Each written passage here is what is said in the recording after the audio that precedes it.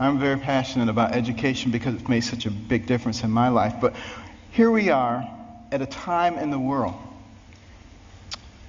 the information age, the age of technology. And yet, 30% of people who enter high school in this country do not graduate. 44% of people who start a 4-year college program do not finish it in 4 years. What is that about? Think back to a darker time in our history, 200 years ago when slavery was going on. It was illegal to educate a slave, particularly to teach him to read. Why do you think that was? Because when you educate a man, you liberate a man. And there I was as a youngster, placing myself in the same situation that a horrible institution did, because I wasn't taking advantage of the education. I was a horrible student. Most of my classmates thought I was the stupidest person in the world. They called me dummy. I was the butt of all the jokes. Now, admittedly, it was a bad environment. Single parent home. You know, my mother and father had gotten divorced early on. My mother got married when she was 13. She was one of 24 children. Had a horrible life. Discovered that her husband was a bigamist. Had another family. And she only had a third-grade education. She had to take care of us. Dire poverty. I had a horrible temper, poor self-esteem. All the things that you would think would preclude success. But I had something very important. I had a mother who believed in me. And I had a mother who would never allow herself to be a victim, no matter what happened. Never made excuses, and she never accepted an excuse from us. One of the things that I hated was poverty. You know, some people hate spiders, some people hate snakes. I hated poverty. I couldn't stand it. And, but you know, my mother couldn't stand the fact that we were doing poorly in school. And she prayed and she asked God to give her wisdom. What could she do to get her young sons to understand the importance of developing their minds so that they could control their own lives? And you know what? God gave her the wisdom, at least in her opinion. My brother and I didn't think it was that wise, because it was to turn off the TV. Let us watch only 2 or 3 TV programs during the week, and with all that spare time, read 2 books apiece from the Detroit Public Libraries and submit to her written book reports, which she couldn't read, but we didn't know that. And she put check marks and highlights and stuff. But, you know, I just hated this. And my friends were out having a good time. Her friends would criticize her. They would say, you can't make boys stay in the house reading books. They'll grow up, they'll hate you. And I would overhear them, and I'd say, Mother, you know they're right. But she didn't care, you know. But after a while, I actually began to enjoy reading those books. Because we were very poor, but between the covers of those books, I could go anywhere. I could be anybody. I could do anything. I began to read about people of great accomplishment. And as I read those stories, I began to see a connecting thread. I began to see that the person who has the most to do with you and what happens to you in life is you. You make decisions. You decide how much energy you want to put behind that decision. And I came to understand that I had control of my own destiny. And at that point, I didn't hate poverty anymore, because I knew it was only temporary. I knew I could change that. It was incredibly liberating for me. It made all the difference. And continue on that theme of education. In 1831, Alexis de Tocqueville came to America to study this country. The Europeans were fascinated. How could a fledgling nation, barely 50 years old, already be competing with them on virtually every level? This was impossible. De Tocqueville was going to sort it out.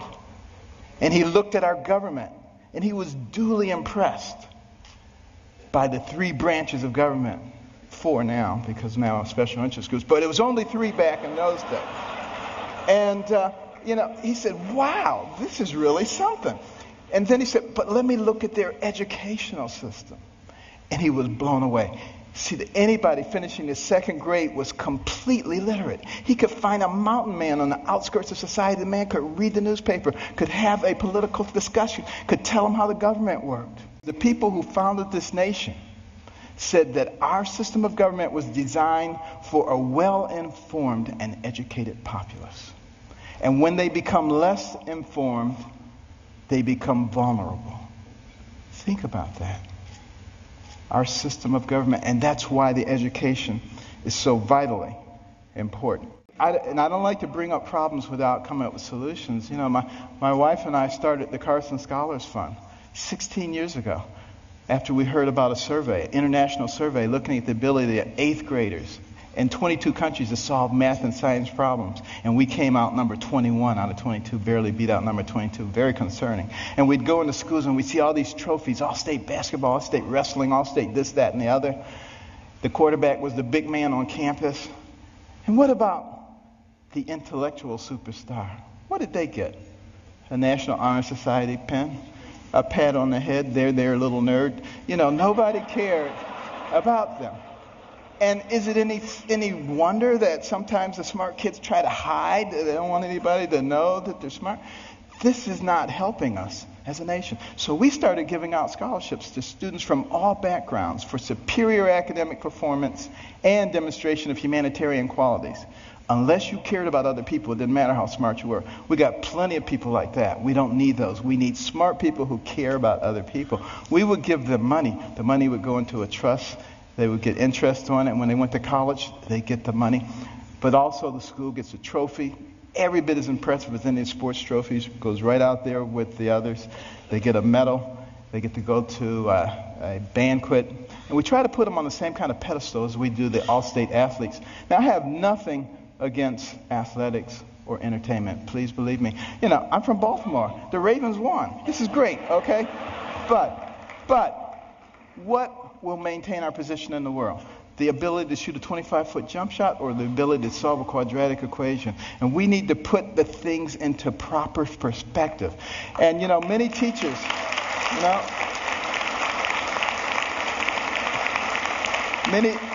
Many teachers have told us when we put a Carson Scholar in their classroom, the GPA of the whole class goes up over the next year. And it's been very gratifying. We started 16 years ago with 25 scholarships in Maryland. Now we've given out more than 5,000, and we're in all 50 states. But we also put in reading rooms. These are fascinating places that no little kid could possibly pass up. And they get points for the amount of time they spend in their reading, the number of books that they read, and they can trade them in for prizes.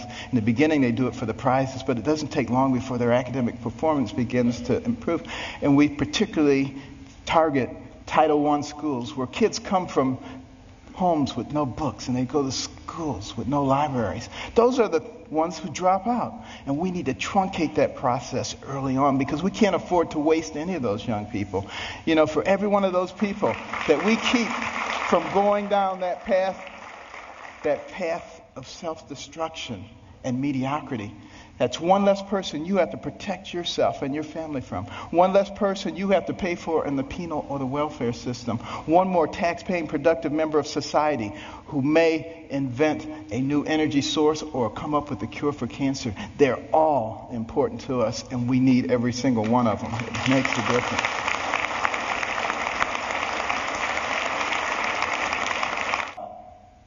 Why is it so important that we educate our people?